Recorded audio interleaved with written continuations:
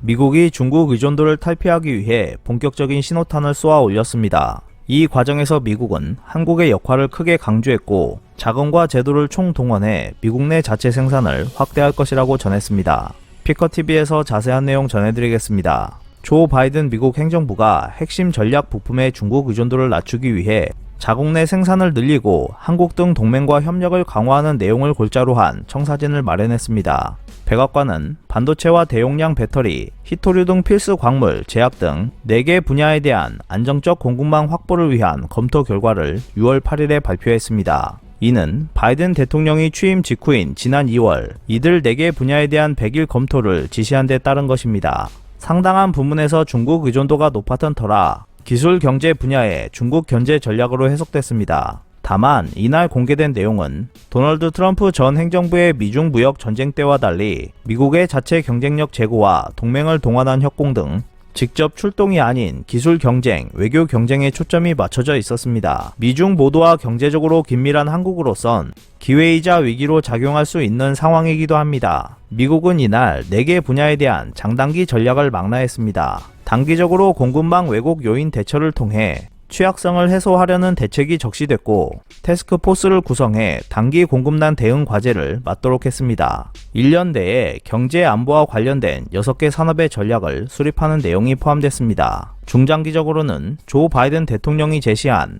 2조 2,500억 달러 규모의 미국 일자리 계획에 포함된 예산과 각종 제도적 인센티브를 활용해 자국 경쟁력과 공급망 회복력을 강화하는 것을 목표로 제시했습니다. 세부적으로 제약의 경우 50에서 100종의 필수 의약품에 대한 자국 내 생산을 위해 보건복지부 주도로 민간 컨소시엄을 구성하기로 했습니다. 배터리 부문에선 미국 내 공급망 개발을 위한 10년짜리 계획을 수립하기로 했고 6월 말에는 부문별 대표가 참석하는 배터리 라운드 테이블도 열 예정입니다. 여기에 170억 달러의 대출 프로그램도 적극 활용한다는 계획도 보였습니다. 히토류 등 필수 광물의 경우 관계 기관 간 실무 그룹을 구성해 미국 내에서 생산하고 가공할 수 있는 필수 광물을 파악하고 생산 용량을 늘리기 위해 국제 투자 프로젝트도 확대할 것이라고 했습니다. 중국이 독점하다시피 압도적 생산량을 자랑하는 히토류에 대해 미국 안팎의 생산을 늘리는 식으로 대응하겠다는 뜻으로 보입니다. 반도체 부문은 반도체 제조사부터 최종 사용자까지 정보 유통과 투명성, 데이터 공유를 촉진하기 위한 파트너십을 개선하고 동맹 파트너와 협력을 강화하기로 했으며 미 의회에 500억 달러 예산 배정까지 요청한 상태입니다.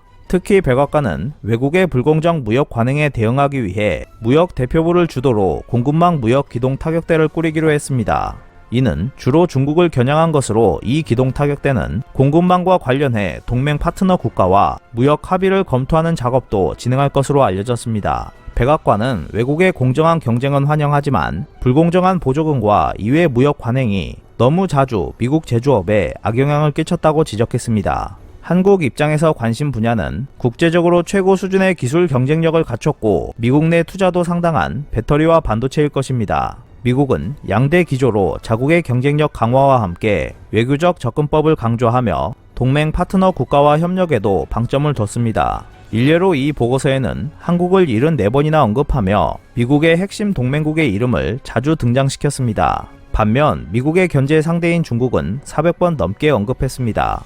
백악관은 미국 콜로 공급망 취약성을 해결할 수 없다며 미국이 국내 생산 증가만으로 대응할 수 없는 부분에 대해 동맹과 협력하고 공급망 회복력을 강화하는 것이 필요하다고 말했습니다. 구체적으로 쿼드나 주요 7개국을 언급하며 외교적 다자 관여를 확대할 필요성을 강조했습니다. 바이든 대통령이 공급망에 관한 공동 접근법을 개발하고 협력을 강화하기 위해 핵심 동맹과 파트너 국가의 정부 당국자, 민간 부분이 함께 참여하는 공급망 회복 글로벌 포럼을 소집하겠다는 구상도 담았습니다. 대통령까지 나서서 총력전을 펼치겠다는 의지를 보인 셈입니다. 또한 중요한 공급망 생산 확대를 위해 미국의 국제 프로젝트 투자 시 금융수단을 활용하는 방안도 제시했는데 이는 미국의 강점인 자금력을 적극 활용하려는 뜻으로 해석되고 있습니다. 이 과정에서 한국의 역할론도 커질 것이라는 것이 주목되고 있습니다. 백악관은 반도체 부문을 설명하면서 삼성이 최근 170억 달러의 미국 투자 계획을 발표한 사례를 적시하며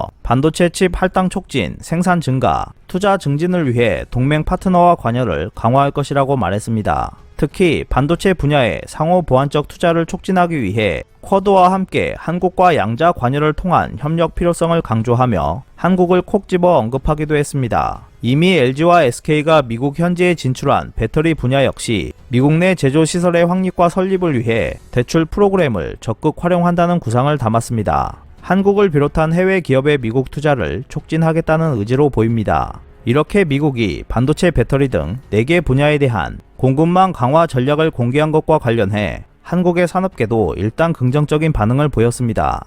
미국이 안정적인 공급망 확보를 위해 자국 내 생산 확대와 함께 동맹국과의 협력 체제 구축을 강조함에 따라 이러한 경제 동맹을 잘 활용할 경우 미국 사업 확대의 기회로 작용할 수 있다는 기대감이 나오고 있습니다. 한국의 반도체, 배터리, 자동차 기업은 이번 한미 정상회담에서 총 44조 원에 이르는 미국 내 신규 투자 계획을 공개한 바 있습니다. 삼성전자는 현재 미국 텍사스주와 파운드리 공장 추가 건설과 관련해 인센티브 협상을 진행 중이며 애리조나, 뉴욕 등도 후보지로 놓고 장소를 저울질하고 있습니다. 업계는 백악관이 한국 기업의 170억 달러 규모의 반도체 투자 계획을 사례로 들며 동맹 및 파트너와의 협력을 강조한 만큼 미국 투자 시 다양한 인센티브가 제공될 수 있을 것으로 기대했습니다. 미국의 GM, 포드 등 완성차 업체와 합작회사 설립 등을 통해 미국 진출을 확대하고 있는 배터리 업계도 미국 시장 확대 가능성이 커졌다며 반색했습니다. 배터리 업계의 한 관계자는 미국에 이미 투자한 회사는 물론